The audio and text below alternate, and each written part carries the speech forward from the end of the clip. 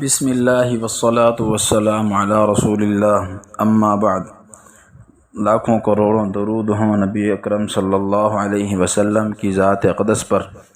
ناظرین، عام طور پر بہت ساری بدعات اور بہت سارے رسومات رواجات وجود میں آ چکے ہیں، تو دنیا کے اندر ہر قسم کے رسم و رواج کو ختم کرنے کے لیے آج سے پہلے بھی اللہ کے نبی صلی اللہ علیہ وسلم نے اپنی زندگی کے اندر اس بات کی محنت کی ہے اور دنیا میں اس بات کو، جہالت کو ختم کرنے کی کوشش کی کہ ہر قسم کے رواجات، رسومات، بدعات ختم ہوں اور اللہ کا حق دین اور دین وہ جو اللہ کے نبی صلی اللہ علیہ وسلم نے بتایا وہ عام ہو جائے دنیا میں۔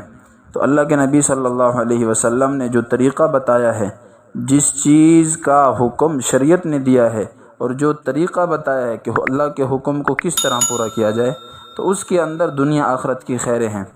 تو عام طور پر ایک یہ بات وجود میں آئی ہوئی ہے کہ عام طور پر جب بھی کسی کی شادی ہوتی ہے تو لڑکی کے سر پر، دلہن کے سر پر قرآن کو رکھ کر اس کو رخصت کیا جاتا ہے، سر کے اوپر قرآن پکڑا جاتا ہے۔ تو آیا لوگ پوچھتے ہیں کہ یہ قرآن کا اوپر سر پہ رکھنا یہ درست ہے یا نہیں؟ تو دیکھیں، ہم اس بات کو سمجھیں کہ اللہ نے قرآن کو کس لیے اتارا ہے۔ اللہ پاک نے قرآن کو اس لیے اتارا کہ مسلمان قرآن کی تلاوت کریں اور قرآنی زندگی کو اپنائیں اور اس پر عمل کریں، باقی اس لیے نہیں ہے۔ آج تو مسلمان کیا کرتے ہیں، ہمارے اندر یہ رواج ہے عام طور پر کہ قرآن، افسوس کی بات یہ ہے کہ ہمارے گھروں میں پڑا ہوا ہے لیکن ہم افسوس کبھی اٹھا کر نہیں دیکھتے، تلاوت کبھی کی نہیں، لیکن کیا ہے کہ ایسے موقعوں پر پھر قرآن کو ہم آگے رکھتے ہیں، حالانکہ اور ہمارے اندر یہاں تک قرآن کی اہمیت رہ چکی ہے کہ ہم جب قرآن کی تھوڑا سا بھی اگر ذہن میں بات آتی ہے تو قرآن کو ہاتھ لگایا اور ہاتھوں کو چوم لیا، بس یہ قرآن کی برکت حاصل ہو گئی۔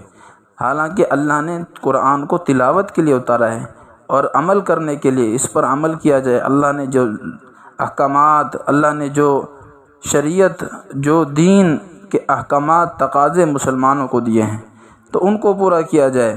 تو لہٰذا یہ بات جو ہے، یہ مسئلہ، یہ بالکل اس کی شریعت میں اجازت نہیں اور یہ بدعت ہے۔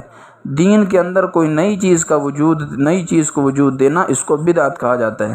اور بدعت کیا ہے؟ گمراہی ہے، ہر بدعت گمراہی ہے۔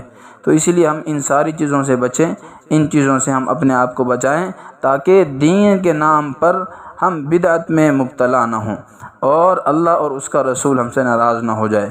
تو اللہ ہم سب کو عمل کی توفیق دے، اور مزید آپ ہماری ایسی معلوماتی اور دینی معلومات کو جاننے کے لیے ہمارے چینل کو سبسکرائب کر لیں، اور تاکہ آپ کو مختلف قسم کے ایسے مسائل اور وظائف پہنچتے رہیں اور انشاءاللہ آپ مستفید ہوتے رہیں گے۔